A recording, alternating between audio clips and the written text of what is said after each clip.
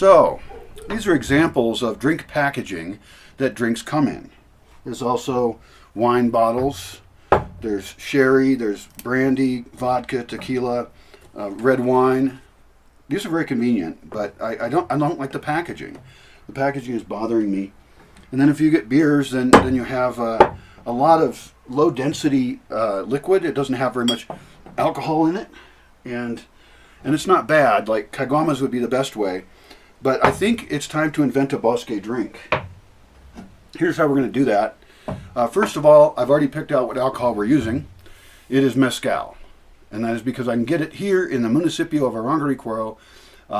It's Palomas Mensajeros. Messenger Pigeons is the name of the business, the distillery, where they collect the magueys, the big agave magueys, big spiky plants, and then they cut the leaves off with a himador, a big knife, and then they have the pine, the piña, the core of it, the heart of it. They cut out the heart of it, and then they split it in half and stick it on two sides of a donkey, and different donkeys, and they'll collect like, I don't know, 6 or 7 when I went, and then they take them down and they bake them in a big hole in the ground. So they make a fire in there, I guess, and wait for it to be coals or something, or maybe they partly bury them, or I don't know what they do, but they bake them, and that's to convert the starches into sugars, because the agave on its own isn't real sugary, but if you bake it, then it becomes more sugary. The original nectar can have sugar too, but that's a different topic. Anyway, then they take a big grinder and they grind it into a pulp. They grind it into a bunch of fragmented stuff, and then they have it in a big vat, and they either use wild yeast, or what I would do is I would put yeast in, because I want to use the yeast I want to use, and then it ferments, it bubbles, and they probably push it around in the big vat a little bit to move it around, and hopefully they try and be a little bit sterile, but it's not as important that they're sterile because they're going to distill their product anyway. So this mezcal then, it's not mezcal yet. So but the sugars, the yeast eat the sugars, and then they pee alcohol. That's what alcohol is, yeast piss. And now you've got a alcohol filled thing with a bunch of stuff in it, right? Well, I don't know whether they filter the stuff out at that point and just continue with the liquid. That seems like a bright idea. Or if they just take the whole thing, and maybe it's even in the same container the whole time, and then they light a fire under it, and they have a still on top, and they're kind of an odd barrel still. I'm not sure exactly how they work. They're fairly simple. It's a rustic process. I would actually like them to get a column still, and some stills that are really made for this kind of thing better. I think that they could have a more control over their process if they stepped up to a little bit better technology. I like traditional, that's cool, but I really like the potentially other efficient options, So then out of the still comes the alcohol. Then they bottle it up. Now, what we would do here is, since we don't want a bunch of their bottles probably, right, for that such a cost, we would negotiate a better price for a white thing this big of pure mezcal. We should get a much better price. Now, when I went there, I wasn't a good negotiator, and I did not get an offer of a better price. I said, hey, I'm buying. I didn't end up buying it. I was asking them because that's a lot of mezcal. I mean, that's 19 liters of mezcal, and we get it reusable packaging because we can reuse these plastic things that have tops on them. We know it's clean, right? It's alcohol clean, and then if we get that, we bring that here.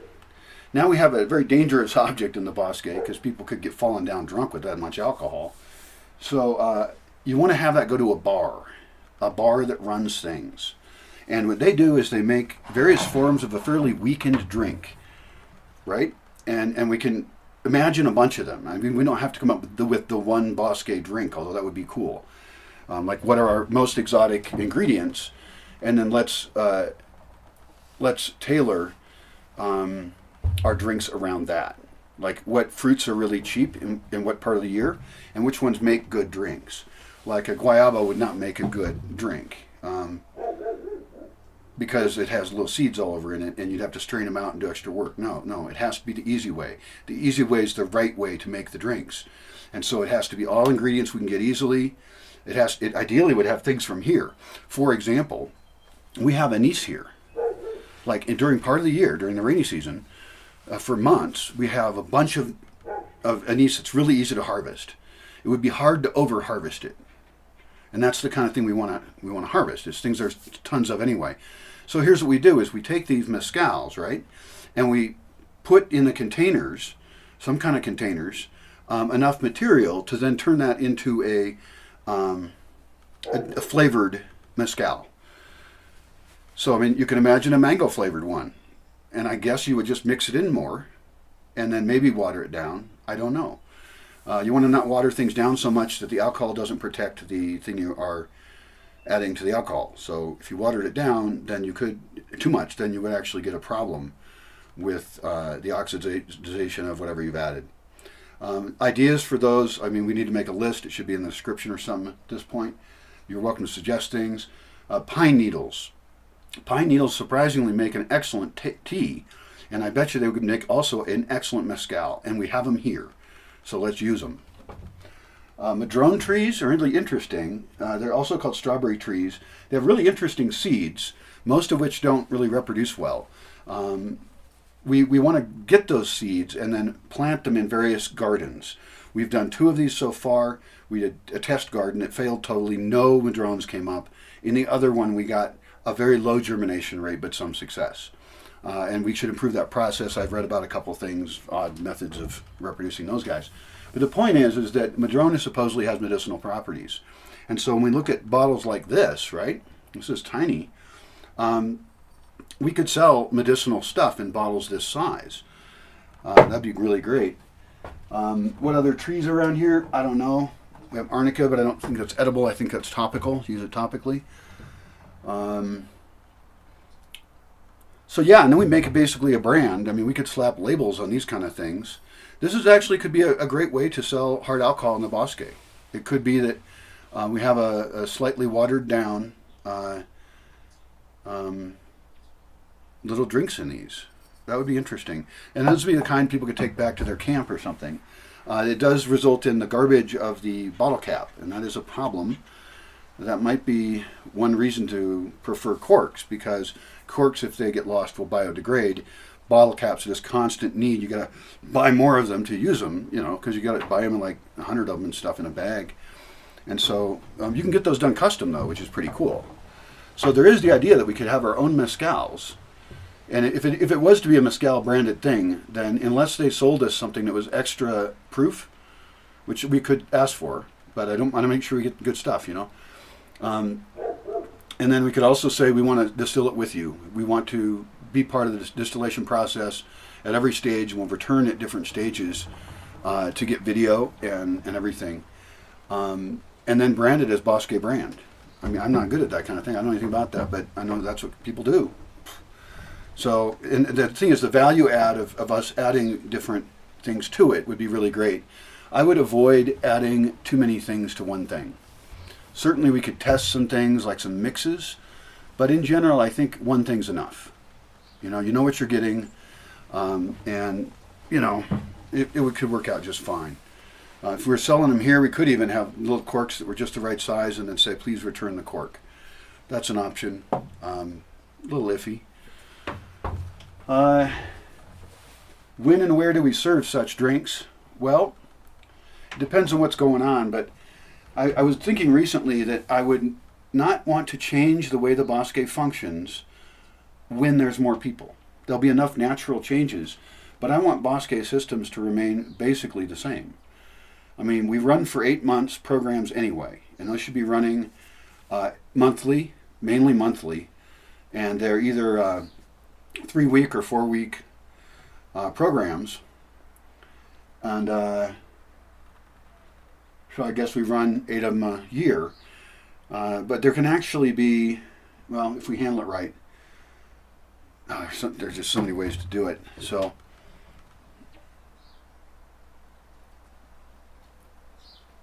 anyway, that's a business idea. And it could be that they handle all of it. That might be better because they have the tax stickers. Because this thing is, I don't want to be selling hard alcohol because that's illegal. And I don't feel like having problems, you know? Yeah, this thing here has a little tiny SAT sticker on it. This is the IRS of Mexico, also called Hacienda. SAT is the initials. And so they stamped this thing as being officially taxed, you know? And so that's kind of important. And they can handle that stuff. Like if they, like, do they already export? Is a good question. Do you export? If they export, then I could probably manage to get my product, my branded mezcal, which actually, I could take the materials to them to soak into the mezcal. That's an interesting idea. And one wonders what would happen if that was added at the yeast part.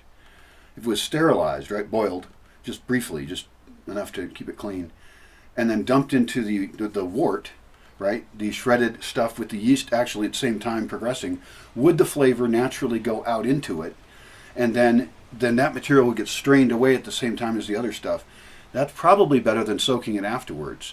We could do a taste test. It would be a big investment, but to do one batch, like in with the wort, and then do another one where we make a tincture, where we put in a bottle or a container the mezcal and the material, like the pine needles or whatever. Well, we can make mushroom ones. That'd be interesting to try. I have mushrooms part of the year. Get the mushroom flavor into the mezcal. That'd be really weird. I'm just thinking all these ideas. So anyway, what we want to do then is serve that and mix up like what we would do here in the Bosque. So we'll skip the branding, you know, selling it stuff. But here, then the bar, right, has access to the mezcal. They have their own supply of mezcal. And they mix that in fairly large amounts in pitchers, right? And so then you can pour that over into people's containers. And, you know, at the moment with the pandemic, you'd be extra careful. I mean, you have other things we can do. That's a whole different conversation. But anyway, the idea is then that you're not introducing any packaging. If you're making a pitcher of a fruit drink, essentially you're making a fruit punch. You can make real fruit punches with the fruits that are around right now. And the fruits could stay in it, which would be really great. I mean, I like fruit chunks in my drinks sometimes, like mangoes. Mangoes go with everything as far as I can tell. And they're cheap as heck right now. This is mango season right now. And they're just in the back of pickup trucks. You know, 20 pesos for 3 kilos. That's $1 for over 10 something pounds of mangoes. And you better use them right away because they're probably, you know, they're probably not the maybe the newest mangoes. They're priced to sell, you know. So I don't want to serve people drinks really late at night. I want to cut it off pretty early. And I think that's a way of reinforcing the idea of go to sleep at night, you know. And we don't want to get people too drunk anyway. So what's the optimal time to have a couple drinks? Well, one option is that at lunch, somebody could go with a pitcher of a mixed in juice, some kind of mezcal stuff, right? Some mixture. And then we don't have to store, so we can water it down easier and mix it in with some fruit juice. We can test a couple different ratios of that. How much fruit and how much, you know, liquid and how much water. Yeah, how much water and how much alcohol. And the idea is to make kind of a not that strong a drink. And that if somebody had if you poured them about a cup of it, you don't fill people's glasses the way they want you to. Like you wouldn't fill up one of these. This one's actually kind of annoying because it has a narrow thing on it, right? This would not be the best to walk around with. But if they hand you a cup like this, or they just set it down, they would just set it down, and then you pour it, regardless of the size of their container, you'll pour them about the same amount. This one has a wide mouth. I like that. This is my new favorite one right here. I wish I could figure out how to use this spigot on it. But if you have a container like this and a container like this and you're walking around, you're pretty well set. You've got water on you. Yeah. So everything's dirty. It's really, I'm just rediscovering all this stuff around here.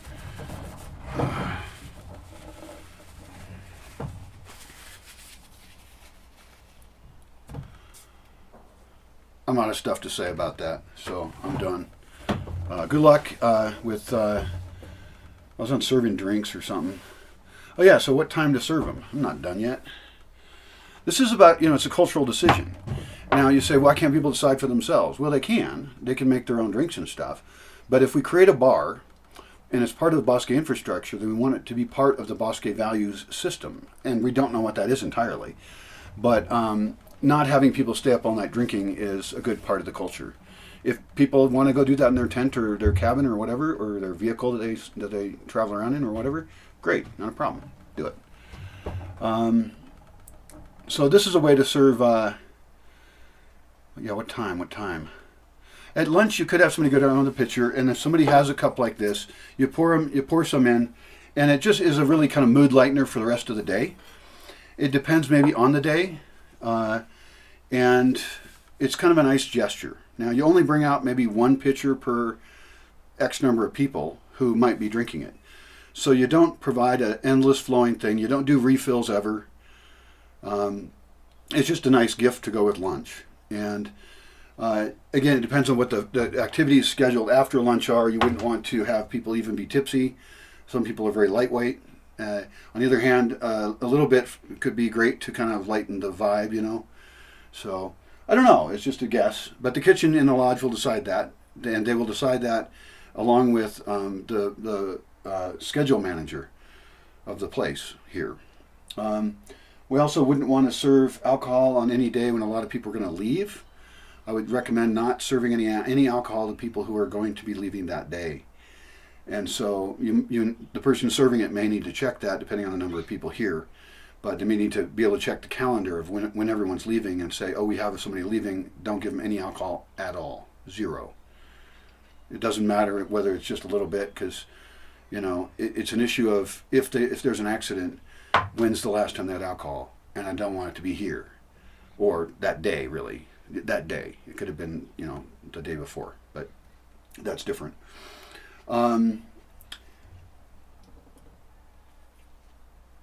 So that would be an early day thing. That would be very odd. And then later in the evening, winter is long. And the thing is that I really want to make sure the drinks are weak. It's really tempting to make strong drinks because people like them. I like them, you know. But we want people drinking enough liquid that their system is not taxed. Now, you know, because like we say, oh, you should drink water after you go to bed or something. Well, people aren't going to do that because they don't want to pee in the middle of the night, you know. And some people are not camped or staying right next to a toilet. We do have pee buckets, and you're welcome to use those. I do use them. I started using them when I was recovering from broken legs, and I could not go anywhere to pee. So a bucket was my solution. It worked great. They even have these little medical things you can pee into and then pour it into the bucket. It sounds a little rustic, you know. Maybe it's not ideal, but I have a lot of spaces that just aren't finished, and I don't have the resources to put them together. So back to drinks. I think that just like we base everything on the sunrise in the morning, our schedule and our activity, our culture around getting up out of bed is very intense. It's like we start the day. You know, we just rage into every day. You have to. And then at night, then how do we do it? I guess we figure out civil twilight again.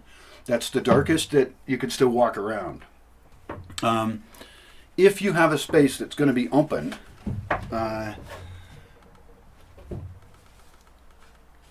after civil twilight, it is a night spot. And we can do that. And there should be one every night, a night spot. That will usually be fire somewhere. And in the winter, it could be in the lodge. Could be in the casita. Could be in both. Could be different groups for different places. It could be residents or visitors in different spots. There could be public campfires. And there can be a noisy campfire and a quiet campfire. Now the question is, do we serve drinks at these? Well, I already know that some people would like to go to environments where there is no alcohol. And so I would recommend actually that the minority of locations have alcohol available. In other words, don't make lots of places that serve alcohol. Each one costs to run it. You know, you got to staff it and stuff. But have instead like a mobile bar set up, kind of in a suitcase. One that's not too heavy, maybe 2 small suitcases, who knows. But be able to go into a place take your 2 suitcases, unload your bar, right? You do need a water source there because you're going to be watering things down. You may already have some equipment you leave in that location.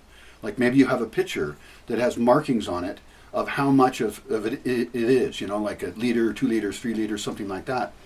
And then having these pitchers make it really easy for you to quickly mix things, And then whether or not you're creating things, you probably wouldn't be creating the juice there. It's possible. It would be easier to do it in a central location and then move the juice to the location.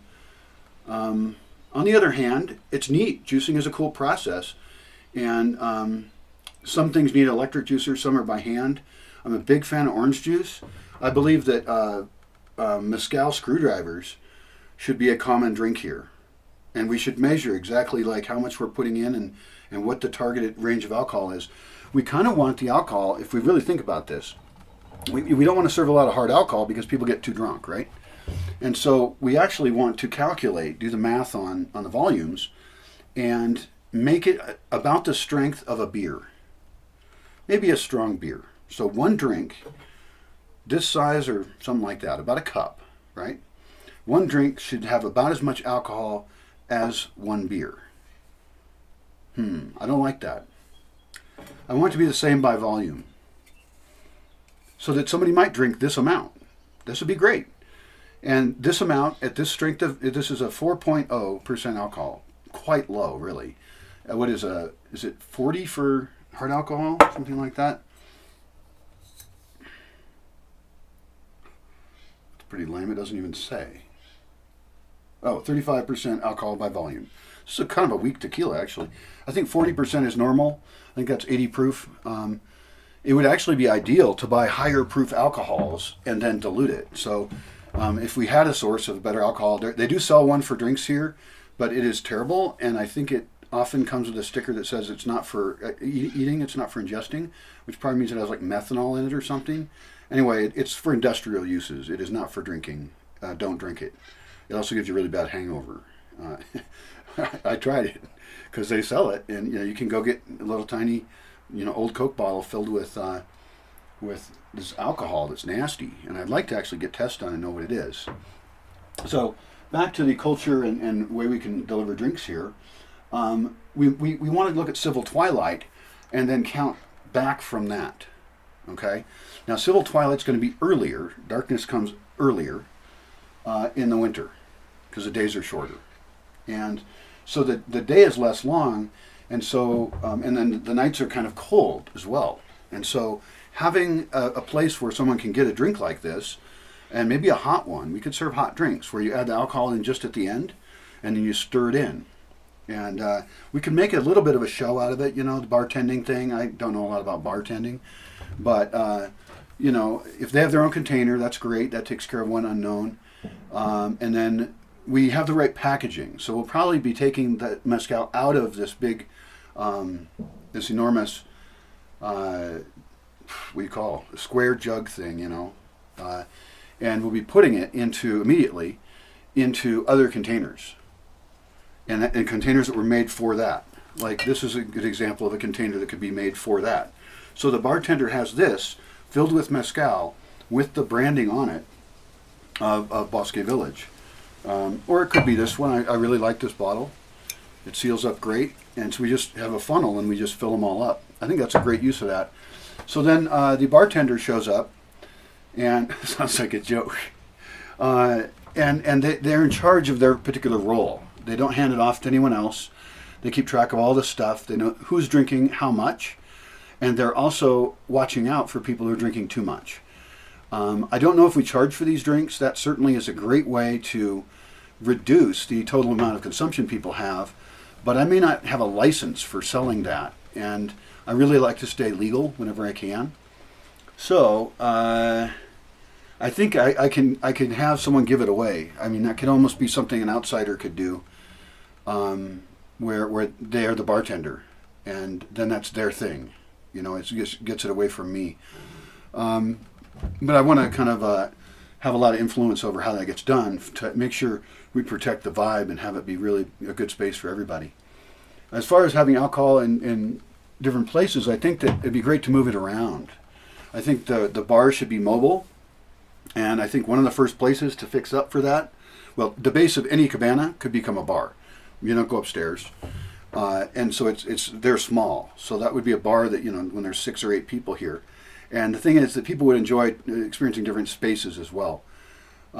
There could be sometimes a fire, and that fire is a one that has alcohol at it. And I like the 3-fire thing. I have a whole other video on that, my 3-fire theory. But where else? I mean, it could be sometimes at the casita. That kicks anybody who doesn't want to be around alcohol out of that space. So that is a factor, but that's their problem ultimately. We can take care of it, And yeah. So how much before civil twilight does this happen? Well, I have to check the calendar and see when civil twilight is. And then ideally, we would start this before civil twilight. And that's because we want to document things, right? And so I think that we could start even an hour or 2 before, especially if we're actually broadcasting from the same space. It depends on which day we'll be broadcasting or not. So there's different kinds of fires, and they're in different kinds of locations, usually having 3 fires at the location if there's enough people to support it. And we can figure out exactly how many people justify having a fire. So certainly serving drinks around a fire would be ideal. It would be awesome. And right now there's a risk of forest fire. It's very dry. And so we would only have fires in very managed locations. Very careful about that. Other spaces, so yeah, any cabana actually on the main floor could actually throw a little party. Some people have. I've had participants here who got together and they actually chalk drew on the walls, which I didn't like because I didn't give them permission, but that's because they didn't ask me, and I would have given them permission if they did ask me, so they should ask me. You should always be respectful of any space you're in, and I enforce that here. And this particular topic of drinking in the Bosque is a kind of important one. I've been known to drink too much. I'm sure many people know that. And I had a good time, and I didn't drive around or stuff and hurt anybody or anything like that. I've barfed on occasion. If people are barfing, then it's an indication that too much alcohol is being consumed. Now, I don't have any rule against bringing your own alcohol. I mean, people can do it, and that's probably a problem area potentially. I think what I can do is just make it so easy and fun to go to certain spaces at certain times and buy alcohol there. And maybe we make it like a bar, right? And we say that we don't have outside alcohol there. That's totally doable. Just run it just like a bar. And the person who's doing it could charge, so that gets that away from me. How do we tell if we're having problems and when we shut it down? That's the real question, is how do we shut down a evening bar location? Well, I want it to shut down way before the time that is 8 hours before the time to wake up. So you count back from dawn 8 hours, and that's bedtime essentially. But we want to get people back to their cabins before bedtime, because we want them to go back and relax a little bit and take off their warm clothing and think about their day. We want them to have that time. And this is because it's part of a meditative process. And if they have a light, they can record things, on their own. That's a great time for them to talk to other friends of theirs and supporters or fans or whatever, with artificial lighting. And they should try and do that well, of course. So I could look at the graph, and you can look at these graphs too, because you can calculate this for the space you're in, because you're a different latitude, and what latitude you're in determines what your day length is like, right? And so we basically cut off the alcohol, and we stop feeding the fire if there's a fire involved. We shut off music if there was music, and most times there won't be music. And that's another attribute of each bar. We can make a calendar, actually. We don't have to stick to it, but just as a template, we can make a calendar that has where different fires are going to be at each night. That'd be a great thing to do. I'll go add that to calendar right now. What time to get up, what time you should go to bed, what time events shut down, and that's like an hour before bedtime is the latest. Could be hour or 2. We have to look at the numbers and see what the times are. And then when we eat, Uh, yeah, so it can actually be kind of a complicated calendar. But it'd be very, very useful, and we could actually even invite people to different spaces using Google Calendar. I think that would be amazingly excellent. Google Calendar is the best I know of, and it's very common that people use it. So I think that we would want to pick the times when we serve alcohol to serve the social vibe the best. If there's very, very few people here, like 6 people, we have a lot more flexibility in spaces. And so the spreadsheet could also have a list of all the spaces where we host things. And that's really every single building. And then it's areas near buildings. And then we have a schedule of when things happen. So that would make a lot of sense. And we could do different activities and rewards and, so basically the way it works is currently there's 2 activity sessions a day. One is before lunch and one is after lunch. And the reason we only do 2 a day is because that's gives a big block of time in one spot where people can focus on a topic. And we can show videos during that time. We can have people give talks. We can have physical activities in the morning is great. We can have physical activities that then become calmer as it gets into the heat of the day, if it's that kind of day, or you need to get out of the rain. So we just have a backup plan for rain. We can have scheduled working things in the morning. Often would be a good time for learning how to do gardening things and stuff like that. And then,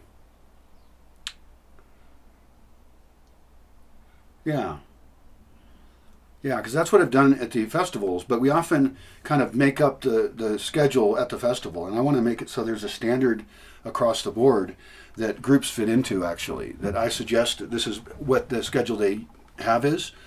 And they really should have that schedule because they need to fit into our food system. They need to fit into our schedule, and they can adjust their curriculum to that. Now, I'm flexible on that. If they've got their whole own curriculum, whatever, what do I care? But I do care about things that are functional, like I want activity in the morning, I want to shut things down at night, and I want the food that we provide to those food systems to work really well with people. And we could easily have food systems where you just go up and you have your pot filled with food and you go to feed your camp, Certain types of food should just be really easy for us to give to everyone here. And they should be low energy for us to produce. We should, be feeding things that are in season. We should have cooking methods that use pure solar power if at all possible, and wood as a backup. I believe we can do solar power most of the year for most of the food that is the hardest for us to cook. Some things are real quick and don't need as much time, or you want to do them fresh. We could even have, outline kitchens that get their actual materials from the main kitchen, and then they make stuff out there.